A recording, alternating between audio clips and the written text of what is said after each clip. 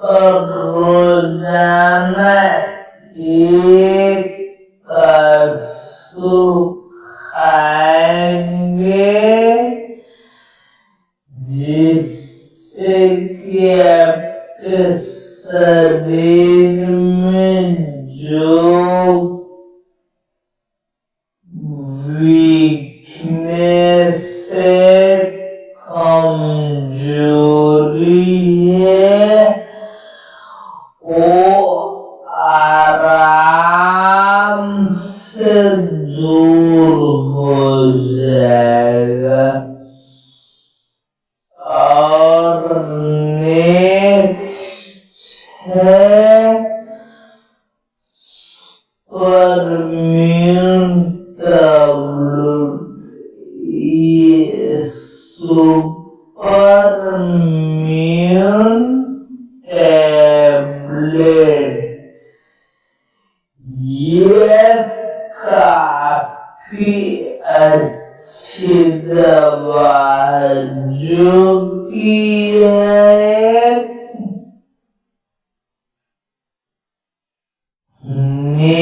Natural तरीके से बना है। इसका इस्तेमाल रोज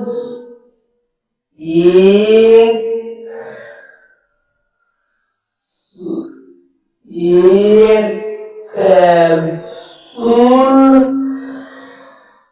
दोपहर में यूज करेंगे, क्योंकि इस कैप्सूल में एक हर्बल इम्यूनिटी बूस्टर है, इसमें विटामिन सी, डी,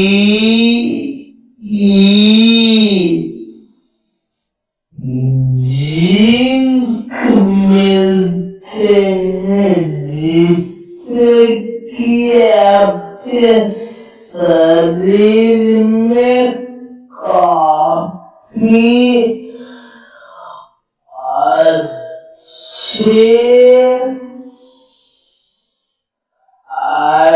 अच्छे मिनरल्स देते हैं, और यह एंटीऑक्सीडेंट भी है इसमें, जो कि इस टैबलेट के इस्तेमाल से आपके शरीर में प्रोटीन भी मिलेगा, विटामिन भी मिलेगा, मल्टीविटामिन मिनरल्स सब मिलेगा, जिससे कि आपकी प्रोटीन, जिससे कि आपका जो शरीर है काफी जल्दी ग्रोथ करेगा, और वीकनेस बहुत जल्दी से दूर हो जाएगा। ये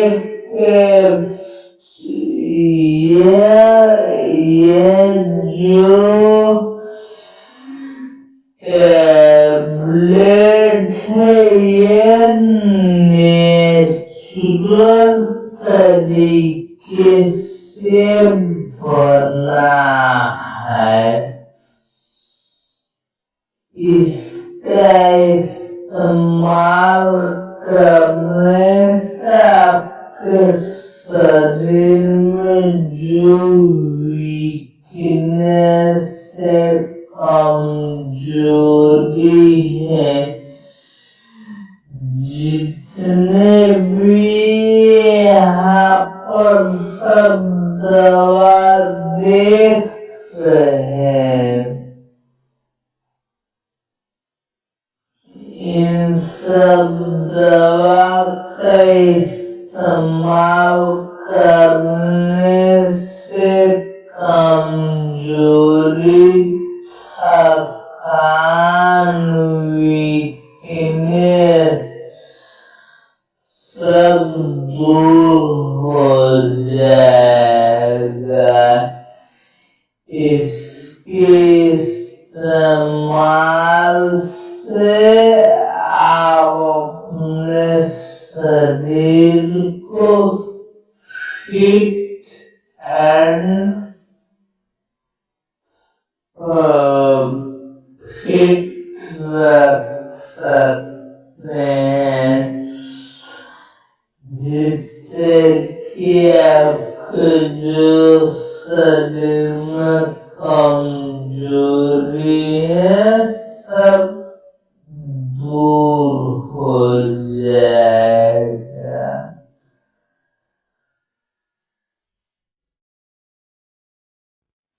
नमस्कार दोस्तों, नो बकवास सीधी बात प्लेटफॉर्म पढ़ लो पे आपका स्वागत है।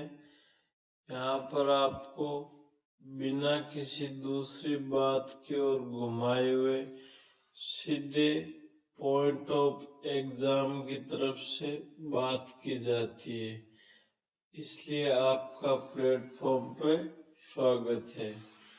आज अपनी क्लास रहेगी 11 फरवरी के करंट अफेयर्स पर। चलो क्लास प्रारंभ करते हैं। इस क्लास में हम 11 तारीख का जितना भी राज्य, राजस्थान और नेशनल लेवल, इंटरनेशनल लेवल का करंट अफेयर्स है, उसको हम डिस्कशन करेंगे और इसके साथ में उन फैक्ट से संबंधित कुछ महत्वपूर्ण क्वेश्चन है, उनको भी साथ में डिस्कशन करते हुए चलेंगे। तो सबसे पहला करंट लेते हैं। सबसे पहले सूरजकुंड अंतर्राष्ट्रीय शिल्प मेला। सूरजकुंड अंतर्राष्ट्रीय शिल्प मेला है, इसका आयोजन फरीदाबाद हरियाणा में किया जा रहा है।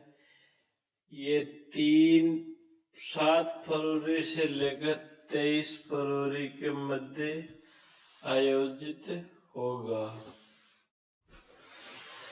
इस मेला का ये 38वां संस्करण है, ये भी आपको ध्यान में रखना है। यह बहुप्रतीक्षित कार्यक्रम क्षेत्रीय और अंतर्राष्ट्रीय शिल्प, हथकरघा परंपराओं और विभिन्न प्रकार के बहुआयामी भोजन प्रदर्शनी भी इस मेले में की जाएगी। इसके साथ में भी एक इम्पोर्टेंट क्वेश्चन है। ये पहली बार है इस शिल्प मेले में जब इसे शिल्प महाकुंभ का पहचान दी गई है और 2 राज्य हैं, ओडिशा और मध्य प्रदेश। इनको थीम राज्य के रूप में इस मेले में रखा गया है, तो ये आपको ध्यान रखना है।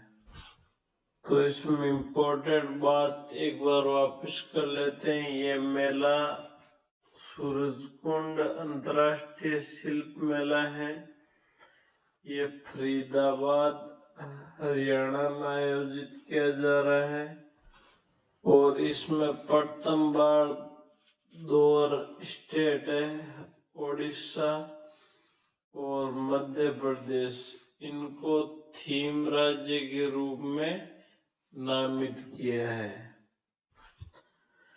अगला इम्पोर्टेंट फैक्ट है ट्रोपेक्स 2025 के बारे में। ये भारतीय नौसेना का द्विवार्षिक स्टोन थिएटर लेवल का ऑपरेशन एक्सरसाइज है और ट्रोपेक्स की फुल फॉर्म है 3-8 लेवल ऑपरेशन रेडीनेस एक्सरसाइज। इसकी फुल फॉर्म में ये भी आपको ध्यान रखनी है। ये नौसेना अभ्यास, ये परिचालन स्तर का अभ्यास नौसेना के सभी परिचालन इकाइयों के साथ सेना, वायुसेना और तटरक्षक बल के पर्याप्त भागीदारी के साथ द्विवर्षीय रूप से आयोजित किया जाता है। ट्रोपेक्स 2025 का उद्देश्य भारतीय नौसेना के मुख्य युद्ध कौशल को मान्य करना और इसकी परिचालन तत्परता को बढ़ाना। अपना क्वेश्चन भारतीय नौसेना से संबंधित था, तो सामान्य जानकारी ले लेते हैं नौसेना के बारे में। नौसेना की स्थापना 26 जनवरी 1950 को संविधान लागू होने के साथ में हुई थी। इसका मुख्यालय नई दिल्ली में है। इसका अध्यक्ष है एडमिरल दिनेश कुमार त्रिपाठी, वर्तमान में अध्यक्ष है। नौसेना दिवस है वह 4 दिसंबर को मनाया जाता है। आदर्श वाक्य इसका सनो वरुण। तो ये सामान्य जानकारी है नौसेना के बारे में, नजर घुमा लेना। अगला क्वेश्चन है, दुनिया का पहला IVF से कंगारू भ्रूण तैयार किया गया है। कहाँ तैयार किया गया है? ये ऑस्ट्रेलिया के शोधकर्ताओं के द्वारा ऑस्ट्रेलिया में तैयार किया गया है। पहली बार इंट्रास्लोप्लाज्म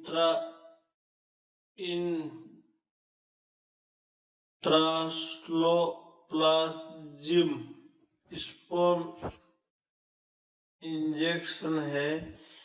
इसका उपयोग हम कंगारू भ्रूण का उत्पादन किया है, जो मानव प्रजनन के उपचार में व्यापक रूप से उपयोग होता है की जाने वाली एक तकनीक है। तो अभी तक तो ICSI है, इसका उपयोग मानव भ्रूण के तैयार करने में किया जाता था, लेकिन IVF इन विट्रो फर्टिलाइजेशन की सहायता से ऑस्ट्रेलिया के शोधकर्ताओं ने एक कंगारू का भ्रूण भी तैयार कर लिया। तो ये ध्यान में रखना, कहाँ तैयार किया है? ऑस्ट्रेलिया में तैयार किया है।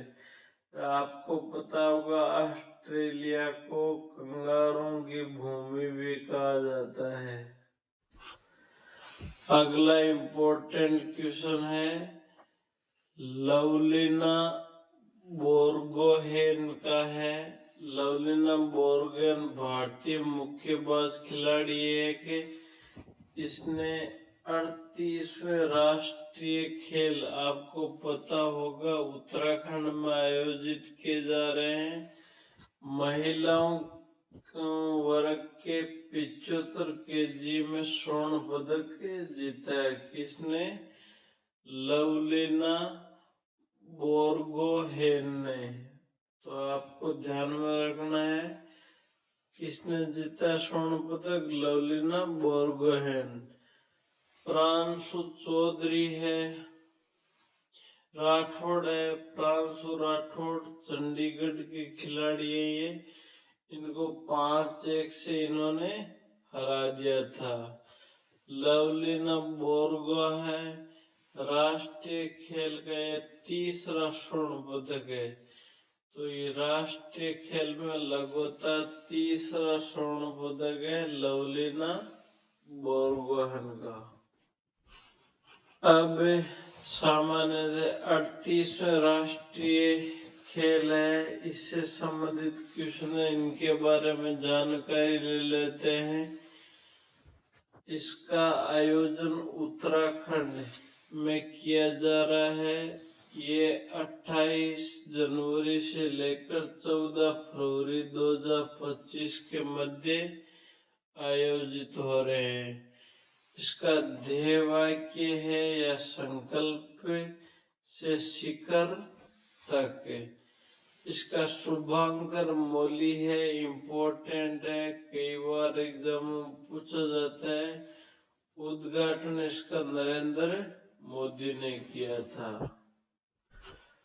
अगला क्वेश्चन है, NSDC की अंतर्राष्ट्रीय अकादमी स्थापित की गई है। कहाँ पे स्थापित की गई है? ग्रेटर नोएडा में स्थापित की गई है। ये NSDC के कौशल विकास एवं उद्यमिता मंत्रालय ने NSDC अंतर्राष्ट्रीय अकादमी का उद्घाटन किया है। कहाँ किया गया? ग्रेटर नोएडा उत्तर प्रदेश में। इम्पोर्टेंट है, ध्यान में रखना।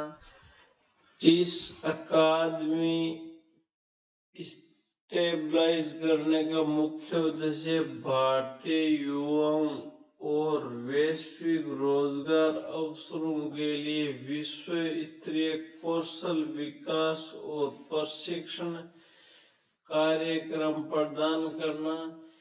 इसके अंतर्गत हम विदेशी भाषाओं में, स्वास्थ्य सेवा में, रोजगार कौशल में और विमानन के अंदर विभिन्न प्रकार की कौशल प्रदान करेंगे। ये NSDL का हिस्सा है। तो आपको ध्यान में रखना है, NSDL का जो अंतर्राष्ट्रीय ये अकादमी है, कहाँ स्थापित की गई? ग्रेटर नोएडा उत्तर प्रदेश में। अपना अगला क्वेश्चन है, MRLS पिनाक, ये रॉकेट लॉन्चर व्हीकल है। तो MRLS की फुल फॉर्म क्या है? मल्टीपल रॉकेट लॉन्च सिस्टम है। पिनाक है एक युद्ध सिद्ध सभी प्रकार के मौसम में काम करने वाला आर्टिलरी हथियार सिस्टम है। इसमें प्रत्येक लॉन्चर में लगभग 12 रॉकेट होते हैं और एक बैटरी में 6 लॉन्चर होते हैं। तो कुल 12 रॉकेट एक साथ में इसमें लोड रहते हैं। इसकी रेंज है वो 60 से 75 किलोमीटर के लगभग ये मारक क्षमता है इसकी। ये जो पिनाक के रॉकेट लॉन्चिंग व्हीकल है, ये हाई एक्सप्लोसिव और सबमरीन वॉरहेड फायर कर सकता है। इसका उपयोग पहली बार कारगिल के युद्ध में किया गया था। पिनाक है वो DRDO के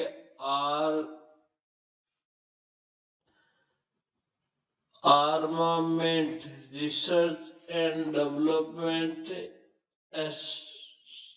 एक्सेसमेंट के द्वारा ये निर्मित किया गया है।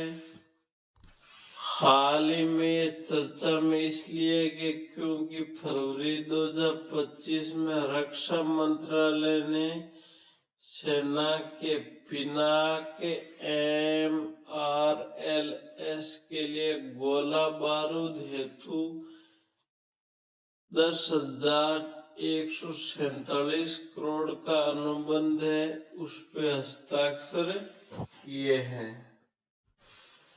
अब ये पिनाक DRDO के द्वारा निर्मित है, तो सामान्य जानकारी लेते हैं DRDO के बारे में। ये रक्षा अनुसंधान और विकास संगठन है। DRDO की फुल फॉर्म, इसका स्थापना 1958 में की गई थी। मुख्यालय इसका DRDO है और वर्तमान में अध्यक्ष इसके डॉक्टर समीर कामत है। और DRDO का जो मोटिव ध्येय है, स्ट्रेंथ ओरिजिन इन साइंस है। अगला क्वेश्चन है, RBI ने अपनी नई रेपो रेट दर जारी कर दी गई है। इसने फरवरी 2025 में अपनी रेपो रेट में कटौती की है, तो इसको देख लेते हैं। फरवरी 2025 में RBI के द्वारा की गई कटौती के बाद नई रेपो रेट दर 6.25 है, 6.25 है। इसमें 0.25 की कटौती कर दी गई है, इसलिए पहले 6.50% थी रिवर्स रेपो रेट। RBI के वो साल बाद पॉलिसी 5 साल बाद ये पॉलिसी है, इसके अंदर कटौती की है।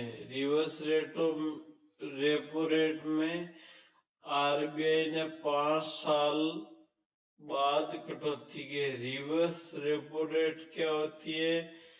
ये RBI जब बैंकों को जो लोन देती है, वह इस रेट को हम रेपो रेट कहते हैं।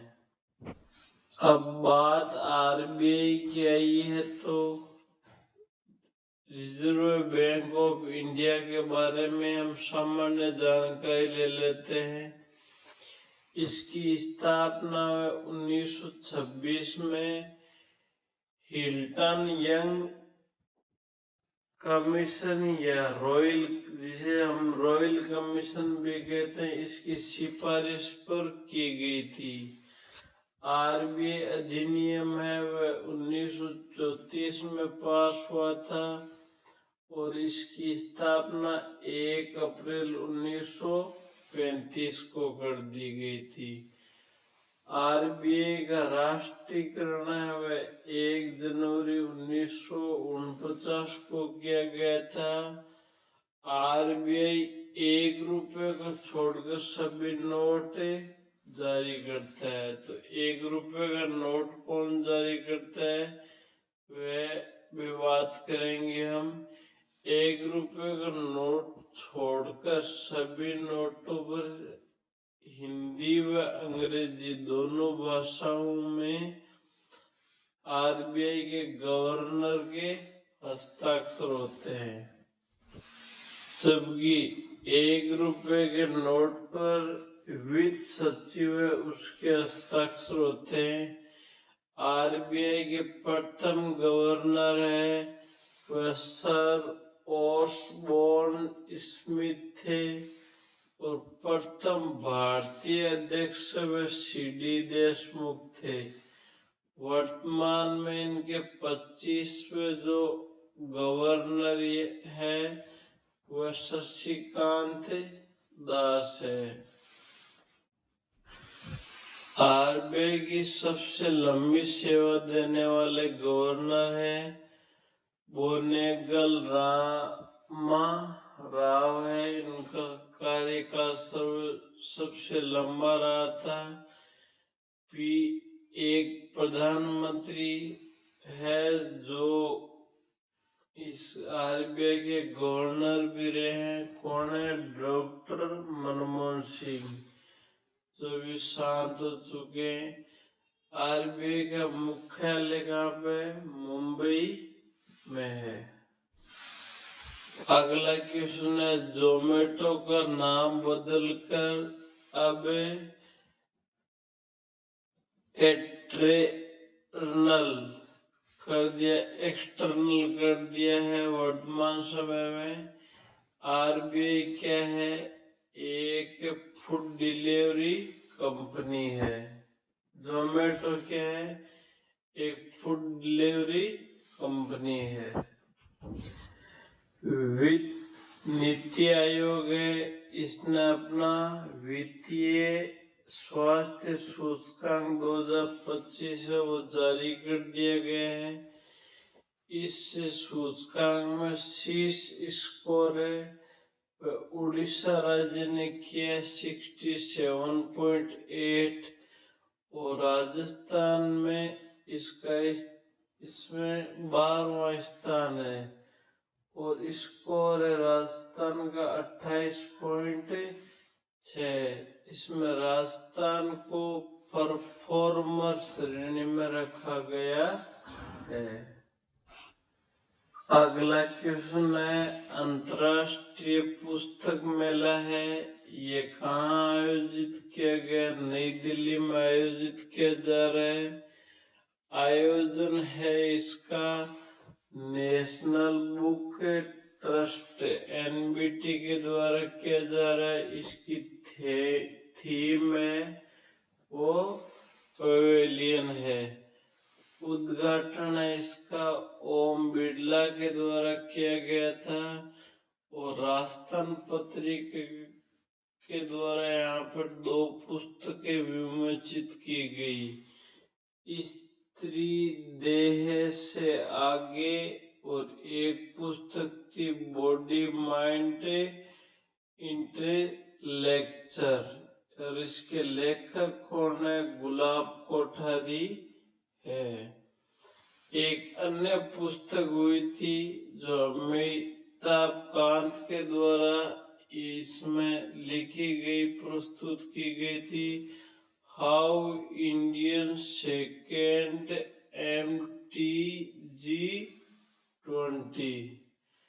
MTG20। अगला क्वेश्चन राजस्थान करंट अफेयर से संबंधित है। राजस्थान के खिलाड़ी ऋतुराज है, इन्होंने 38वें नेशनल गेम 2025 में ताइक्वांडो है, इसके अंदर सिल्वर मेडल जीता है। इन्होंने 87+ कैटेगरी के अंदर ये मेडल जीता है। ताइक्वांडो के ग्रुप इवेंट में जे मलिंदा, यश मलिंदा, मोनू प्रकाश, रघुवंशी ने भी ब्रॉन्ज मेडल जीता है। अब हम 38वें राष्ट्रीय खेल के अंतर्गत राजस्थान के खिलाड़ियों के द्वारा कुछ पदक जीते गए उनको भी देख लेते हैं। सबसे पहला आ जाता है रजत चौहान, इन्होंने तीरंदाजी में स्वर्ण पदक जीता है। अगला है प्रभुदन सिंह राठौड़, इन्होंने कयाकिंग के अंदर स्वर्ण पदक जीता है। अगला है मोनिका जाट, ने साइकिलिंग के अंदर रजत पदक जीता है। अगले राजस्थान बैडमिंटन टीम में इन्होंने कांस्य पदक जीता है। अगले है तरुण शर्मा, इन्हें बॉक्सिंग के अंतर्गत रजत पदक मिला है। और राजस्थान की जो वुशु टीम है उसने कुल 11 पदक जीते, जिसमें 4 स्वर्ण, 1 रजत और 6 कांस्य पदक है। अगला क्वेश्चन फिर राजस्थान करंट अफेयर से संबंधित है। केंद्रीय करों में राजस्थान का हिस्सा है वो 14% वृद्धि के साथ वित्तीय वर्ष 2024-25 में बढ़कर 85,716 करोड़ हो गया है। अगला क्वेश्चन है, आपको पता होगा हाल ही में राजस्थान के सीएम भजनलाल जी प्रयागराज गए थे। वहां पे इन्होंने कैबिनेट की बैठक की थी। तो ये आपको पता है कैबिनेट की बैठक प्रयागराज में हुई थी। यहाँ पर इन्होंने जो फैसले लिए उनमें है अंशकालीन पुजारी जो मानदेय होता है उसको 5,000 से बढ़ाकर 7,000 रुपये कर दिया है। और भोगराज राशि थी ये 1,500 से बढ़ाकर 3,000 रुपये प्रति माह कर दिए है। और 6 प्रत्यक्ष प्रभार एवं 26 आत्मनिर्भर जो मंदिर है के लिए 101 करोड़ का प्रावधान किया है। और जीर्ण शीर्ण मंदिर है उनके लिए 25 करोड़ का प्रावधान किया है। अगला क्वेश्चन फिर राजस्थान करंट अफेयर से संबंधित है। प्रोफेसर त्रिभुवन शर्मा है, इनको राजस्थान के दूसरे पशु चिकित्सा एवं पशु विज्ञान विश्वविद्यालय जोबनेर जयपुर में आपको पता होगा कि कुलपति जो भी आपको पता है उनका नाम बदलकर कुल गुरु कर दिया कुलपति को नियुक्त किया है। अगला क्वेश्चन है दिल्ली चुनाव परिणाम से संबंधित है। आपको पता होगा हाल ही में दिल्ली में जो विधानसभा चुनाव हुए थे उनका परिणाम जारी हो गया है। आपको पता होना चाहिए दिल्ली विधानसभा के अंदर कुल 70 सीट है। इनमें बीजेपी ने 48 सीट जीतकर बहुमत हासिल किया है। आपने 22 सीट प्राप्त की है और कांग्रेस का यहाँ पर खाता भी नहीं खुला है। बीजेपी यहाँ पर 27 साल बाद पुनः देश की राजधानी दिल्ली की सत्ता में लौटी है। अगला करंट अफेयर्स है, ये बिम्स्टेक युवा शिखर सम्मेलन इम्पोर्टेंट है से संबंधित है। ये सम्मेलन है ये गांधीनगर गुजरात में आयोजित किया जा रहा है। ये 7 फरवरी से लेकर 11 फरवरी के मध्य होगा। इसका उद्देश्य ब्रिक्स देशों के युवाओं को अपने अनुभवों और अंतर्दृष्टि का आदान प्रदान करने के लिए एक एकीकृत मंच पर लाना। इस सम्मेलन की जो थीम है वह इंट्रा बिम्स्टेक एक्सचेंज के लिए एक सेतु के रूप में youth as a bridge for the intra BIMSTEC change. इस सम्मेलन का औपचारिक जो उद्घाटन है वह केंद्रीय मंत्री मनसुख मांडविया है, उन्होंने 8 फरवरी को किया था। तो अपना क्वेश्चन सम्मेलन से संबंधित था। तो हम सम्मेलन से संबंधित इस कहाँ आयोजित हो रहे हैं ये क्वेश्चन पूछे जाते हैं। तो 2024 और 25 के जितने भी सम्मेलन आयोजित हुए उनको एक बार नजर घुमा लेते हैं।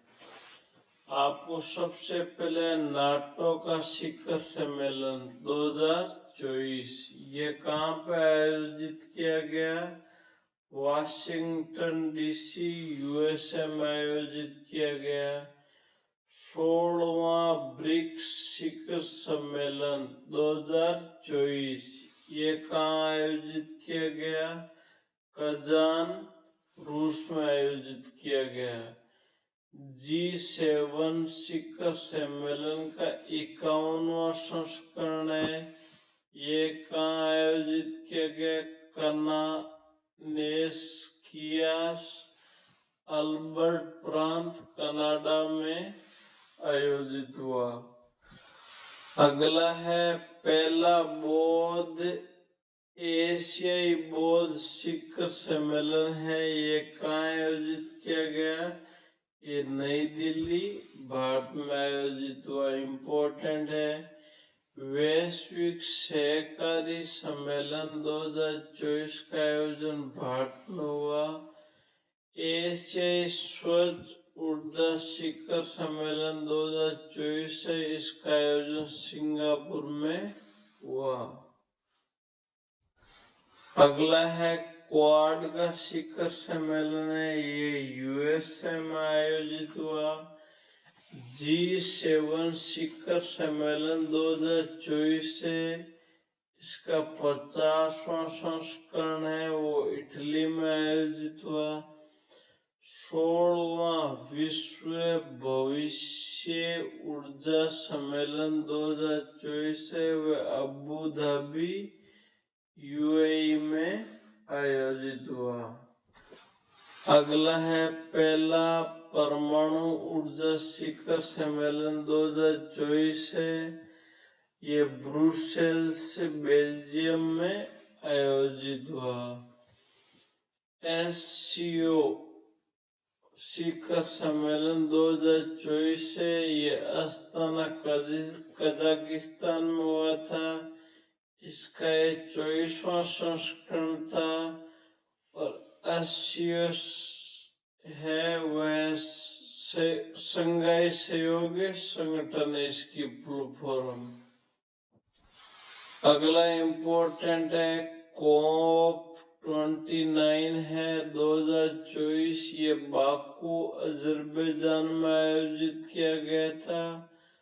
COP है वह संयुक्त राष्ट्र जलवायु परिवर्तन सम्मेलन है, फुल फॉर्म। इस प्रकार अपना 11 तारीख का जितना भी करंट अफेयर्स है वो यहीं पर समाप्त होता है। आई होप आपको बढ़िया से क्लास समझ में आई होगी। इसी प्रकार की करंट अफेयर्स की क्लास पढ़ने के लिए हमारे टेलीग्राम चैनल @पढ़लो टेलीग्राम से जुड़ सकते हैं। साथ में ही हमारे चैनल को सब्सक्राइब कर लीजिए, जिससे आपको निरंतर करंट अफेयर्स की क्लासेज मिलती रहे। धन्यवाद।